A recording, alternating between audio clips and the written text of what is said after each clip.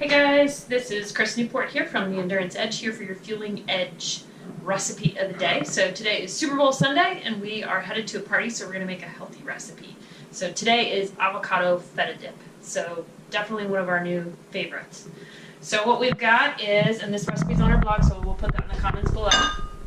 2 avocados, scoop them out, remove the pit, drop those in a handy dandy Vitamix. Definitely my favorite for this just because it really whips it and kind of creates that really nice smooth texture. You could use a food processor if you wanted to. About 1/3 of a cup, half a cup-ish of feta cheese kind of gives it like a nice tang, so that will go in. I'll save just a little bit for garnish.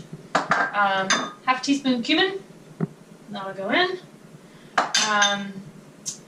2 cloves of garlic. You can put them in whole or you can chop them first. If you don't have fresh garlic, then you can use dried.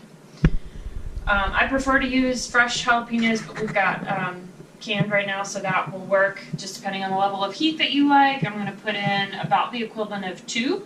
So there's 1, there is 2. And then to make sure that it blends right, you will need a little bit of liquid. So you can use water. I've got some water here. Sometimes the feta has like a little bit of the brine that you can use. It kind of has a nice salty flavor. You've also got a little bit of the jalapeno juice. So I'm going to blend it first and then taste it and see what we need. But we definitely need a lime. So juice of 1 lime. This guy goes in. Get her in. Use some muscle. There's our flavor boost from the lime, the jalapenos, the cilantro. Cilantro down here too. So we'll put that there. Get 1 more. And then all we're going to do is whip this guy up. It's pretty darn simple. Alright, so let's get rolling on that. So, lid. We will probably need this.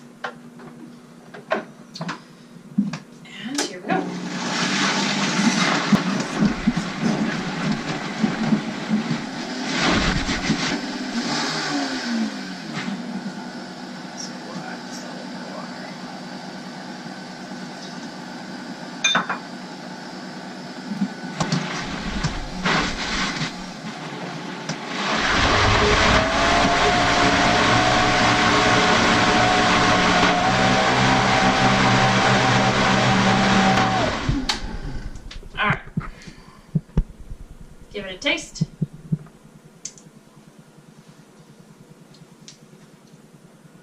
All right, good.